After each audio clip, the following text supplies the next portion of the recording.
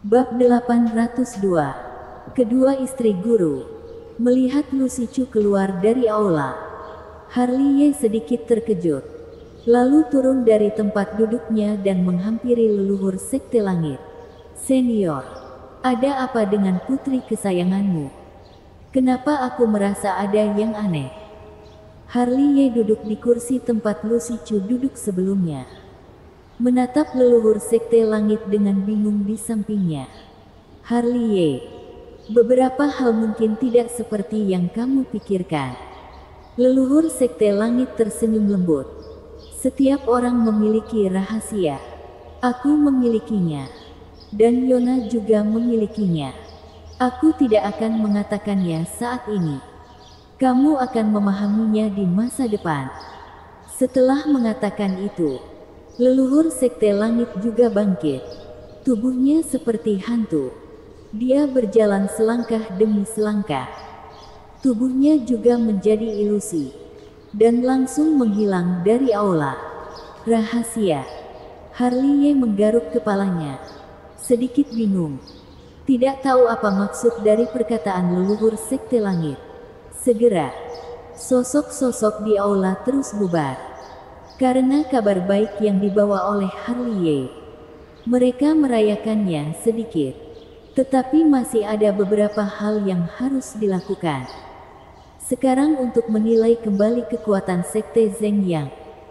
Mereka perlu waktu untuk menyelidiki dan mengerahkan pasukan. Serta kota Dancheng, Istana Guanghan, dan Raja Pisau. Dan kemudian mengumpulkan kekuatan untuk mengalahkan Sekte Zeng Yang dalam satu gerakan. Kamu jangan pergi. Melihat Cantika Xuandi Hong hendak pergi, Harley Ye mau tidak mau membuat transmisi suara. Mendengar hal itu, Cantika Xuandi Hong tidak bisa menahan diri untuk tidak berhenti dan menatap Harley Ye dengan penuh minat. Kenapa? Apakah ingin bertanya tentang gurumu lagi? Itu mungkin mengecewakanmu. Aku belum mendapatkan kabar apapun. Kalau begitu aku akan menyusahkanmu untuk terus memeriksa. Harley Ye menarik napas dalam-dalam.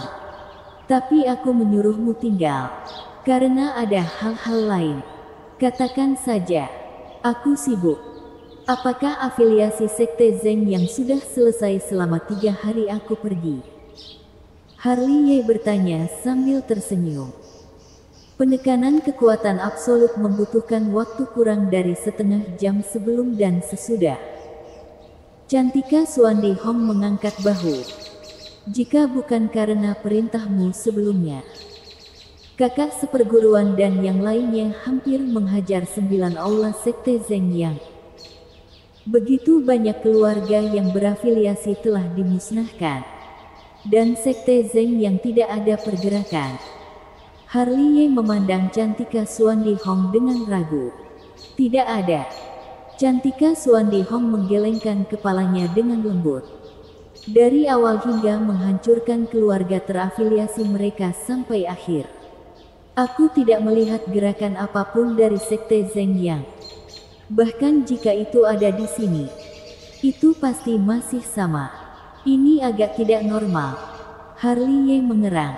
Selain ini, apakah ada yang lain? Kalau tidak, aku akan pergi. Cantika Xuandi Hong melirik Harley Ye. Ada, kata Harley Ye segera. Pergi dan cari seseorang bernama Sela. Sela. Cantika Xuandi Hong tercengang setelah mendengar ini. Karena gurunya juga menyebut nama ini di tahun-tahun terakhirnya. Dan sekarang Harley Ye juga mencari Sela. Dia sangat terkejut. Kenapa kamu mencari Sela? Cantika Xuandi Hong menatap Harley Ye dengan sangat bingung. Cari saja. Harley Ye tersenyum. Apakah itu orang tua? Seorang anak kecil? Seorang kultivator? Seorang manusia awam? Selama itu dia bernama Sela. Bawa kepadaku. Kamu agak aneh hari ini. Cantika Xuandi Hong menatap Harley Ye dengan cemberut. Pergilah. Ada beberapa hal yang tidak bisa aku jelaskan sekarang. Aku akan menunggu penjelasanmu. Cantika Suandi Hong menarik napas dalam-dalam, melirik Harley Ye untuk terakhir kalinya. Lalu berbalik dan berjalan keluar dari aula. Premisnya adalah kamu harus menemukannya, Harley Ye berkata dengan santai. Dan dia juga melangkah keluar dari aula. Hanya dalam 3 hari, dia menemukan bahwa perubahan sekte Heng Yue benar-benar tidak kecil. Formasi tersembunyi diatur di banyak tempat. Kesadaran ilahi menyapu. Dan sekte Heng Yue, baik murid atau tetua, telah meningkatkan kultivasi mereka secara signifikan. Kakak seperguruan Ye, saat dia berjalan, Harley Ye mendengar suara yang samar-samar yang datang dari belakangnya, membuat Harley Ye berbalik tanpa sadar. Di belakangnya, ada seorang wanita berpakaian putih. Dia tidak terlalu cantik, tetapi dia anggun seperti dewi di antara manusia awam. Murid wanita ini, jika diperhatikan dengan seksama, bukanlah itu Emily yang pernah diselamatkan Harley Ye. Saudari Lin, kapan kamu kembali? Harley Ye tersenyum. Selain dirinya, Freddy Su juga secara pribadi mengingatnya. Baru saja kembali kemarin. Emily tersenyum ringan. Bagus. Jika sudah kembali berlatihlah dengan baik. Ini akan menjadi rumah kita di masa depan, kata Harley Ye, dan menyerahkan tas penyimpanan. Isinya adalah cairan spiritual, pils ritual dan teknik rahasia yang dibutuhkan oleh para kultivator untuk berlatih. Emily ragu-ragu sejenak, tapi tetap mengambilnya. Terima kasih, kakak seperguruan Ye. Semuanya adalah keluarga. Harley Ye tersenyum lagi, berbalik dan berjalan menuju puncak Gadis Giok. Melihat bagian belakang kepergian Harley Ye, Emily masih memiliki senyum manis di pipinya. Dan baru setelah Harley Ye pergi jauh, dia menarik napas dalam-dalam. Rumah ini, dia memiliki kehangatan yang luar biasa. Merasa, namun, dia tidak menyadari bahwa setelah dia berbalik, Harley Ye, yang tidak jauh, tidak bisa menahan diri untuk berhenti. Menyipitkan mata pada Emily yang terus menjauh.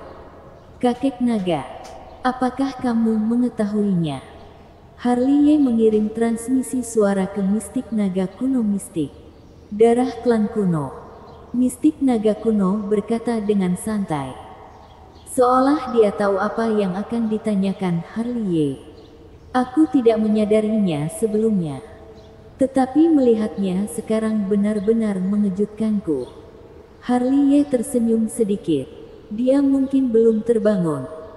Bahkan mungkin dia sendiri tidak mengetahui garis keturunan yang dia miliki. Naga kuno mistik berkata dengan santai. Cari waktu untuk membantunya membangunkan garis keturunan. Ketika aku keluar, aku akan mengajarinya teknik memanggil klan kuno. Orang berbakat.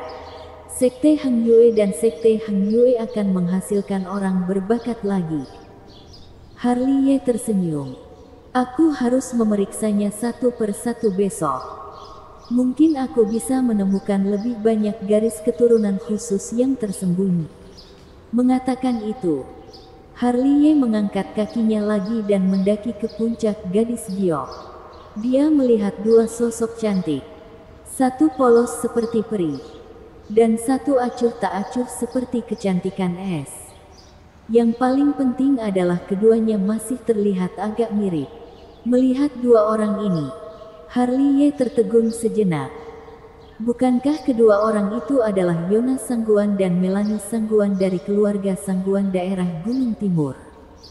Guru, ketika dia linglung, Rani Si berlari dari suatu tempat. Kamu sudah kembali. Harley Ye menyentuh ujung hidungnya tanpa sadar. Karena Yona Sangguan dan Melanie Sangguan juga melihat ke atas. Dan mata mereka bertiga saling bertemu. Adegan itu tiba-tiba menjadi sedikit canggung bagi Yona Sangguan. Terakhir kali di keluarga bangsawan Sangguan memang salah paham. Kebetulan tubuh inkarnasi melihat tubuhnya secara utuh, sehingga dia sebagai tubuh asli juga merasa menderita. Bagi Melanie Sangguan, Harley Ye bahkan lebih polos. Karena kata-kata malang itu sama sekali bukan apa yang dia katakan, tapi jalang naga kuno mistik. Putih polos pot hitam besar tanpa alasan. Kini, melihat sepasang kakak beradik ini di puncak gadis giok bukanlah hal yang memalukan. Namun, meski terkejut, dia tidak terlalu kaget. Formasi teleportasi antara keluarga Sangguan dan Sekte Hang Yue telah terhubung. Jika mereka ingin berkomunikasi, paling lama tidak memakan waktu 1 jam. Kebetulan, sungguh sebuah kebetulan. Adegan canggung itu akhirnya terpecahkan oleh tawa kering dari Harley Ye. Ini bukan suatu kebetulan. Yona Sangguan memelototi Harley Ye, tapi Melanie Sangguan ada di samping. Seperti biasa, terutama ketika dia memikirkan malam itu. Ekspresinya menjadi sangat tidak wajar. Guru, kedua istri guru ini memberiku banyak barang bagus.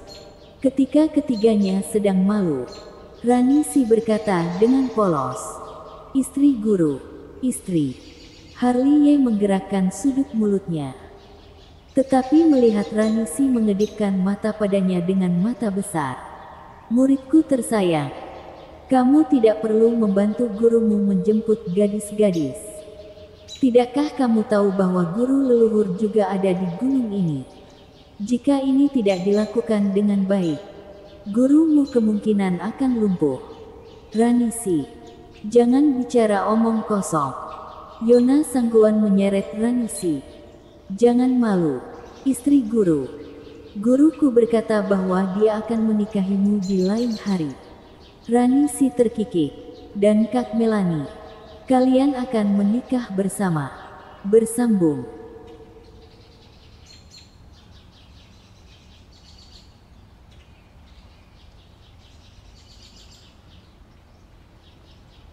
Bab 803. Duel antar guru dan murid. Setelah Rani Si selesai berbicara, Yona Sangguan dan Melanie Sangguan menatap Harley Ye bersamaan. Jangan menuduhku. Aku tidak mengatakannya. Harley Ye menggelengkan kepalanya tidak percaya. Akan aneh kalau mempercayai perkataanmu. Yona Sangguan menatap Harley Ye dengan tegas. Dan kemudian menyeret Melanie Sangguan ke bawah gunung. Sepertinya dia ingin mengunjungi Sekte Hang Yue untuk waktu yang lama dan tidak punya niat untuk kembali dalam waktu yang singkat. Setelah keduanya pergi, Harley Ye terbatuk kering dan menatap Rani Si. Gadis kecil, jangan selalu membuat masalah. Guru, dua saudara perempuan dari keluarga Sangguan itu sangat cantik. Akan lebih baik menjadi istri guru. Rani Si tersenyum. Paman guru Brady berkata, laki-laki wajar memiliki 3 atau 4 istri. Sudah kuduga itu kelakuan si gemuk itu. Kamu jangan selalu bergaul dengannya di masa depan. Baiklah. Rani Si terkikik lagi, lalu menatap Harley Ye dengan mata besar. Guru, kamu membencinya karena aku tidak berlatih. Guru sangat tidak kompeten. Itu benar. Harley Ye menyentuh dagunya. Kalau begitu mari kita lihat hasil kultivasi Rani Si hari ini. Aku sangat kuat sekarang, kata Rani Si, dan telah mundur belasan kaki dalam 1 langkah. Pertama dengan senyum, dan kemudian dengan momentum yang kuat. Dalam sekejap, seluruh tubuhnya ditutupi dengan kecemerlangan yang indah. Dan ada juga jejak kuno yang muncul di alis. Ini tidak mudah. Harley Ye tidak bisa menahan senyum. Aku datang. Rani Si mengedipkan matanya yang besar. Dan kemudian muncul dengan sosok hantu. pedang Ling Xuang di tangannya. Dan teknik Feng Shen mendekati Harley Ye muncul di antara alisnya. Dan Harley Ye sedikit terkejut dengan kekuatannya. Zeng! Pedang Sofian Ling menjerit. Pedang itu sangat tajam. Dan langsung menikam Harley Ye sejauh 10 kaki. Kecepatannya oke. Kekuatan pedangnya lemah. Harley Ye tersenyum sedikit. Mengangkat tangannya sedikit. Memegang ujung pedang Ling Xuang tanpa memihak. Lalu menjentikkan jarinya. Dan pedang Ling Xuang terpental. Bahkan Ranisi dipukul mundur. Guru, jangan meremehkanku. Ranisi yang sedang mundur. Kedua tangan kecil itu dengan cepat meremas sidik jari itu. Seketika terdengar suara decitan 10.000 pedang. Dan di seluruh tubuh Ranisi seketika muncul energi pedang yang tak terhitung jumlahnya. Yang masing-masing tajam. Dan jumlahnya tidak terlalu banyak. Terbang ke arah Harley Ye. 10.000 pedang menyatu. Harley Ye tidak bisa menahan senyum. Dan cahaya misterius muncul di depannya. Namun, yang mengejutkannya adalah bahwa 10.000 pedang menyatu garapan Ranisi. Ketika hendak bertabrakan dengan cahaya, mereka berbalik arah dan terbang ke arah Harley Ye. Teknik ini menarik. Harley Ye sedikit terkejut. Dia dengan ringan menginjak tanah dan membentuk pusaran dengan telapak kakinya sebagai pusat energi pedang. Sidik jari Ranisi berubah lagi. Tiba-tiba belahan langit dan bumi ini bergetar. Dan tiba-tiba muncul sebongkah lautan. Ombaknya bergejolak dan tampak menakutkan. Seluruh puncak gadis giok diselimuti. Bahkan Lensi yang sedang berlatih terkejut. Kemudian, dia berjalan keluar dari goa. Dan melihat pemandangan besar itu dengan terkejut. Ledakan. Tak lama kemudian, terdengar gemuruh di langit dan bumi gadis giok. Semua karena tekanan laut dan langit biru Ranisi terlalu kuat. Seolah-olah bisa menelan segalanya. Langkah besar serangan kelompok. Tidak buruk. Harley Ye berdiri seperti patung. Membiarkan laut biru dan langit ditelan. Tetapi dia tidak bergerak. Tak lama kemudian, ia menemukan misteri mata air laut dan langit biru ini. Yang memiliki kemampuan untuk menyerap kekuatan spiritualnya. Dan juga menyembunyikan teknik penyegelan. Sebuah rantai abjad kuno telah melilit tubuhnya. Mencoba untuk memenjarakan diafragma lautannya. Menarik. Tubuh suci Harley Ye bergetar. Menghancurkan rantai abjad kuno yang melilitnya. Dan membelah laut biru dan langit dengan satu telapak tangan. Tentu saja, saat dia membuka laut biru dan langit, sepasang pupil besar muncul. Ada ribuan bunga yang tersebar di kedalaman pupil. Bersinar dengan cahaya misterius. Itu tampak indah. Tapi itu memberi orang perasaan seperti pusaran air yang bisa melahap pikiran orang. Ranisi, mata kaleidoskopmu memang bekerja untukku pertama kali. Tetapi mungkin tidak berhasil untuk kedua kalinya. Harley Ye tersenyum sedikit. Langsung mematahkan teknik ilusi Ranisi. Lalu mundur selangkah tiba-tiba. Karena pedang tajam Ranisi telah menembus. Seperti cahaya yang mengejutkan. Dengan kekuatan menusuk yang tak tertandingi. Melihat ini, Harley Ye berbalik sedikit ke samping. Dengan mudah menghindari pedang Ranisi. Dan kemudian membalikkan tangannya dan menamparnya. Namun, dia masih meremehkan kemampuan tempur Ranisi yang sebenarnya. Seolah-olah dia tahu bahwa Harley Ye akan menamparkan telapak tangan. Pada saat pedang dihunus, tubuh sudah berputar. Cahaya ilahi menguasai. Dan pedang pembunuh jiwa ditembakkan. Aku sangat terkejut. Harley Ye berseru dalam hatinya.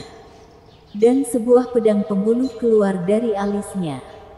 Menghancurkan pedang pembunuh Ranisi. Terima pukulan telapak tangan muridmu. Rani Si terkikik dan menepuk tangan kecilnya. Serangan level ini tidak akan menyakitiku. Harley menamparnya dengan telapak tangan. Pada saat kedua telapak tangan bertabrakan, Harley tidak bisa menahan cemberut. Detik berikutnya, dia terhuyung-huyung oleh telapak tangan Rani Si. Karena pada saat itu, kekuatan di tangan Rani Si meningkat lebih dari 10 kali lipat. Karena meremehkan musuh, dia menderita kerugian besar. Pada saat ini, wujud Rani Si juga telah berubah. Dan bayangan ilusi muncul di seluruh tubuhnya. Sangat besar, membungkusnya. Dan dengan munculnya bayangan ilusi ini, kekuatannya telah meningkat lebih dari 10 kali lipat. Tubuh ilahi luar inkarnasi. Kekuatan langit bumi. Harley menyipitkan mata dan melihat petunjuk dalam sekejap. Muridnya, Rani Si, benar-benar cocok dengan kekuatan langit bumi. Dan hantu besar yang menyelimutinya adalah tubuh ilahi luar inkarnasi. Semacam kekuatan supranatural yang memiliki serangan sekaligus pertahanan. Apakah bakat gadis kecil ini sudah menembus langit? Harley tidak bisa tenang. Karena dia tidak pernah selaras dengan dunia. Apalagi kekuatan langit bumi. Tapi murid kecilnya melakukannya. Dan jika melihat posturnya, itu bukan 1 atau 2 hari.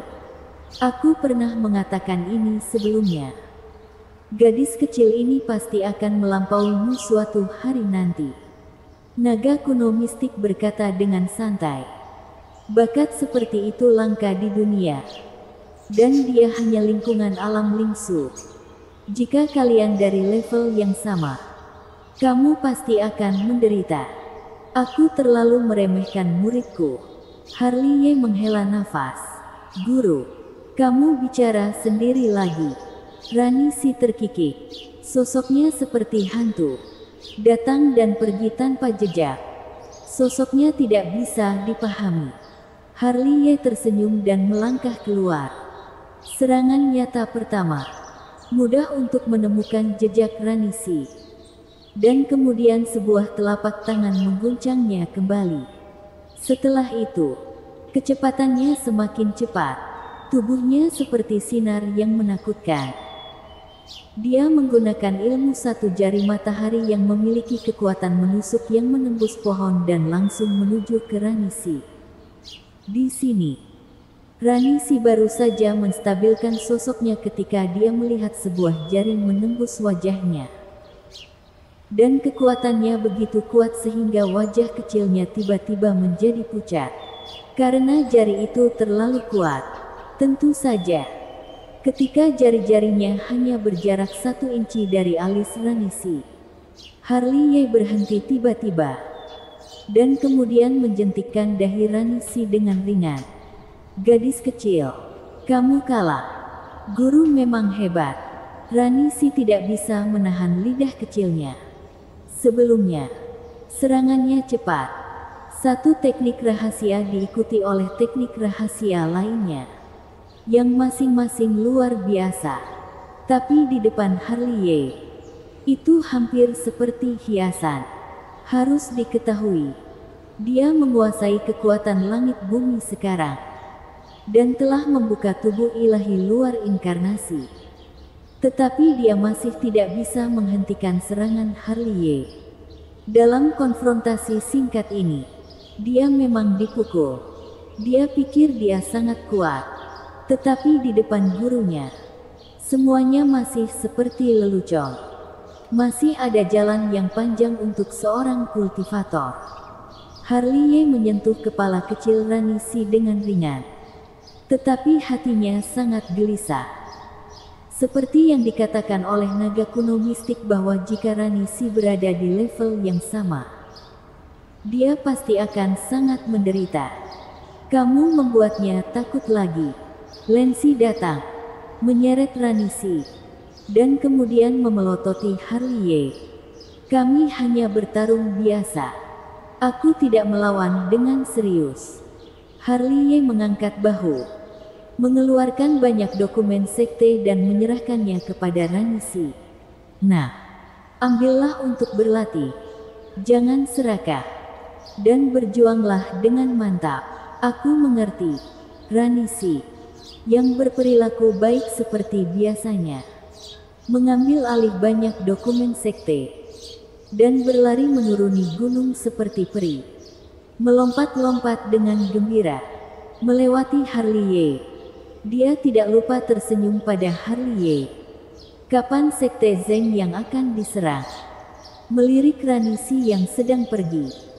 Lancy mengalihkan perhatiannya ke Harley lagi.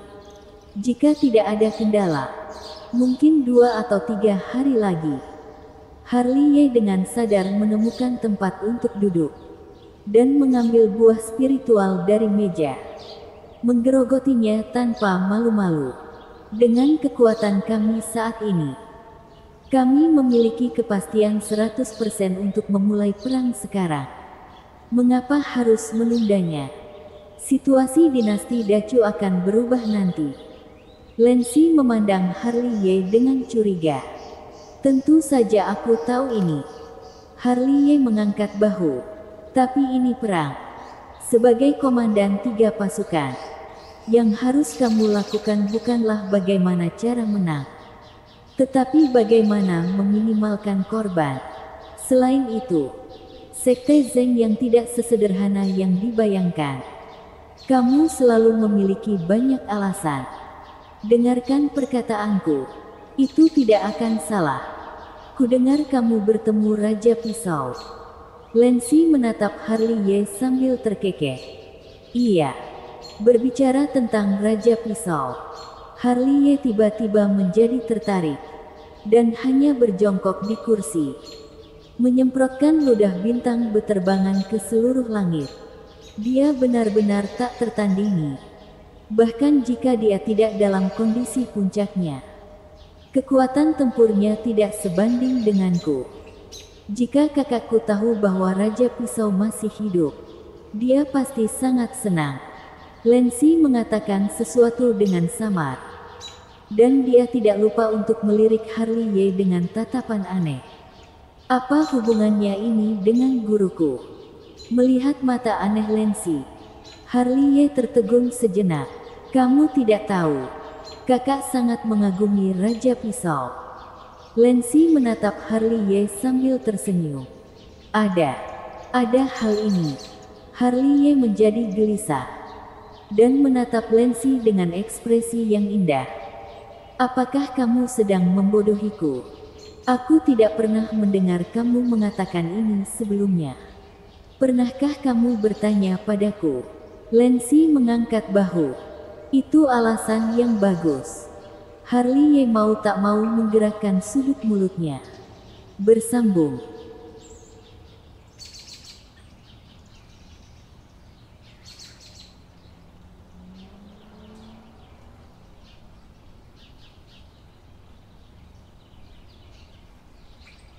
Bab 804. Moralitas. Setelah percakapan selesai, Harley datang ke goa rumah pelatihan penutupan untuk melakukan satu pelatihan tertutup sebelum perang.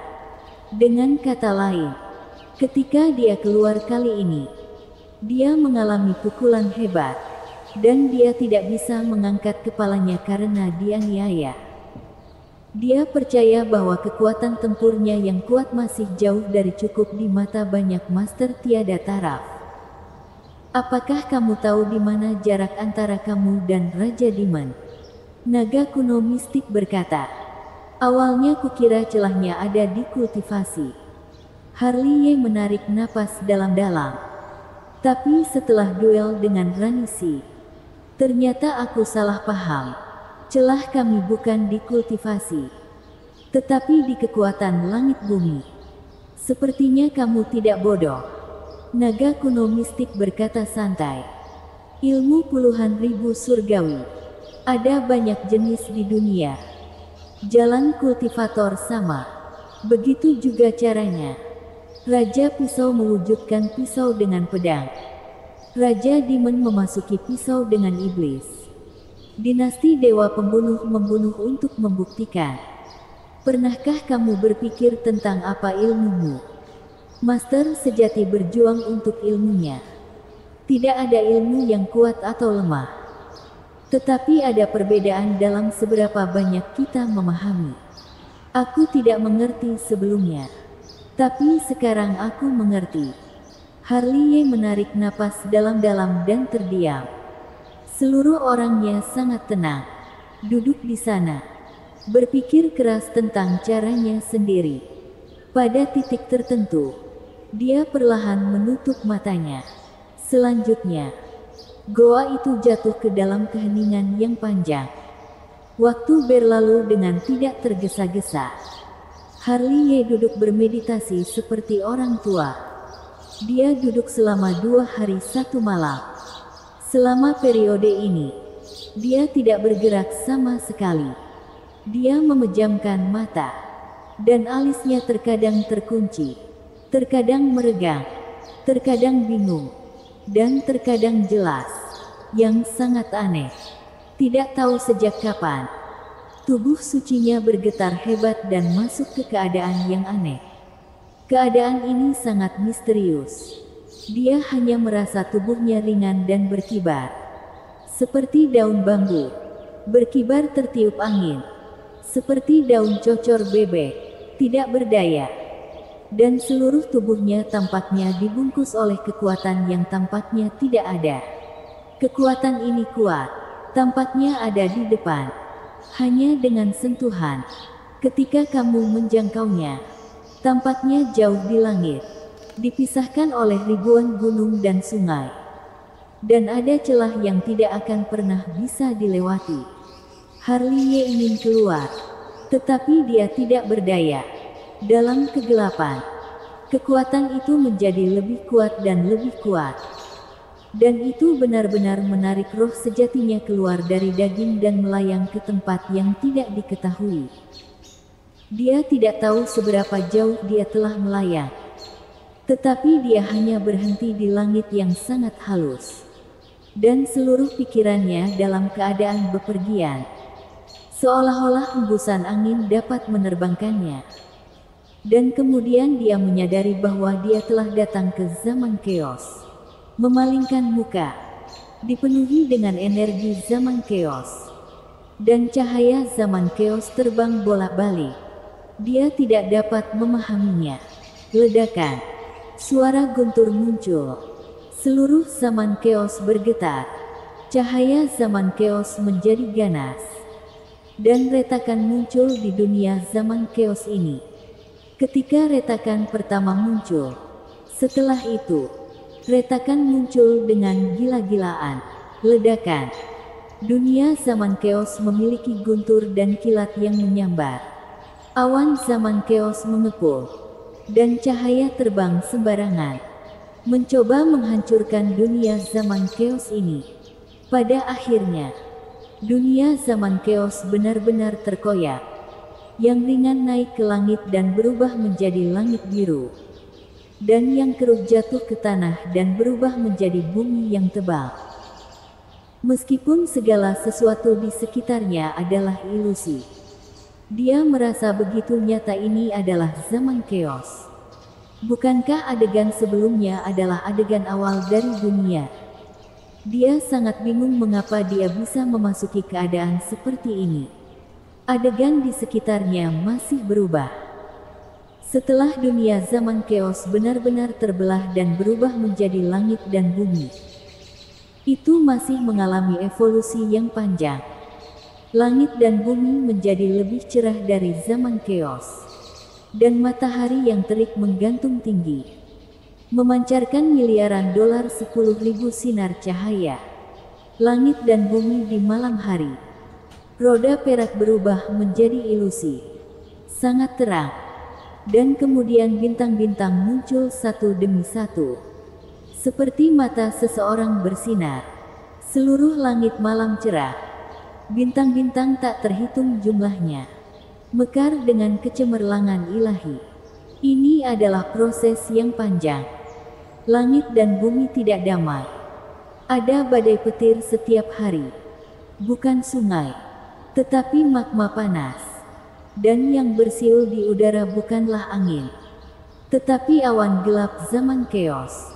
Tidak tahu sejak kapan, dunia secara bertahap terdiam.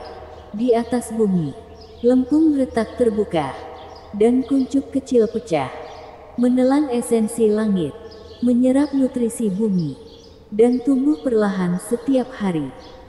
Tidak tahu berapa tahun berlalu sebelum tumbuh menjadi pohon yang menjulang tinggi.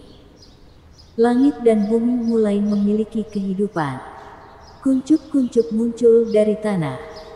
Bunga-bunga dan tanaman memanjat keluar dari tanah. Dan dunia yang redup menjadi hijau, subur dan penuh vitalitas. Harley memperhatikan dengan tenang, menyaksikan zaman keos berkembang sedikit demi sedikit. Tahun terus berlalu, tidak tahu tahun berapa. Ada pembagian musim antara langit dan bumi. Musim semi, musim panas, musim gugur, dan musim dingin. Dunia ini mulai menjadi indah dan timah tersapu dalam reinkarnasi 4 musim. Dan secara bertahap menjadi penuh vitalitas mulai memiliki prototipe dunia. Hari demi hari, tahun demi tahun, Harley seperti pihak ketiga, menjadi satu-satunya penonton evolusi dunia ini. Secara alami misterius, melahirkan semua hal dan memberikan kehidupan ke seluruh dunia. Seperti seorang pelukis, ia menggambarkan keberadaan yang konstan di dunia. Namun, dunia ini akhirnya runtuh setelah beberapa tahun yang tidak diketahui. Matahari dan bulan menghilang, bintang-bintang menghilang, bumi retak, dan segala sesuatu antara langit dan bumi benar-benar menghilang dalam kehancuran ini. Dunia ini berevolusi dari zaman keos, akhirnya kembali ke keadaan zaman keos. Di zaman keos, ada keheningan yang sunyi. Harley melayang di dalamnya, seolah-olah dia adalah satu-satunya makhluk hidup di dunia ini. Namun, dia tahu bahwa di dunia ini, dia hanyalah pihak ketiga, dan keadaan penyembunyiannya terlalu aneh. Dia menyelinap masuk, tetapi tidak tahu kemana harus pergi. Zaman keos, zaman keos, zaman keos. Semuanya di sini adalah zaman keos. Dan penghancuran satu era menandakan awal dari era lainnya. Ledakan, ledakan. Gunturlah yang dapat memecah zaman keos, memisahkan zaman keos. Langit dan bumi terbentuk kembali. Matahari dan bulan muncul. Bintang-bintang berkumpul, sungai-sungai mengalir, dan segala sesuatu tumbuh. Dan ini adalah dunia yang penuh vitalitas. Namun, Sang Pencipta tampaknya semakin tidak puas dengan mahakarya ini. Dan sekali lagi membiarkan semua hal di dunia kembali ke zaman keos. Harley tidak lagi hanyut, tetapi duduk bersila di dunia zaman keos ini, menganggapnya sebagai konsepsi seni yang luas. Zaman keos berkembang dalam perpecahan, langit, bumi, dan segala sesuatu berevolusi, dan kemudian kembali ke zaman keos. Antara semua hal, satu era dan satu siklus. Ini adalah periode waktu tanpa akhir. Sumber dunia ini secara bertahap menetap. Di negara bagian zaman keos telah berevolusi untuk jumlah reinkarnasi yang tidak diketahui. Mengulangi siklus kehancuran dan kelahiran kembali. Tubuhnya juga mengalami perubahan yang mengejutkan. Dalam lautan diafragma, sebuah dunia telah berevolusi. Matahari berada di atas. Roda emas menggantung tinggi. Bintang-bintang emas bersinar di langit. Kekuatan spiritual bergelombang di bawah. Lautan emas bergelombang, melahirkan tanah yang luas. Lautan diafragmanya sudah mulai terbentuk di dunia. Dan di masa depan, seiring berjalannya waktu, Lautan diafragma ini pasti akan berkembang menjadi dunia nyata. Ledakan. Dunia zaman keos sekali lagi berevolusi menjadi surga dan bumi. Kali ini, Sang Pencipta tampaknya telah menghabiskan semua energinya. Setelah begitu banyak pemusnahan dan kelahiran kembali, kecepatan evolusinya menjadi lambat. Setiap perubahan telah melewati jumlah tahun yang tidak diketahui. Di era ini, semua hal di dunia tidak pernah kembali ke keadaan zaman keos. Sebaliknya, itu terus berubah dalam perubahan kehidupan. Bersambung.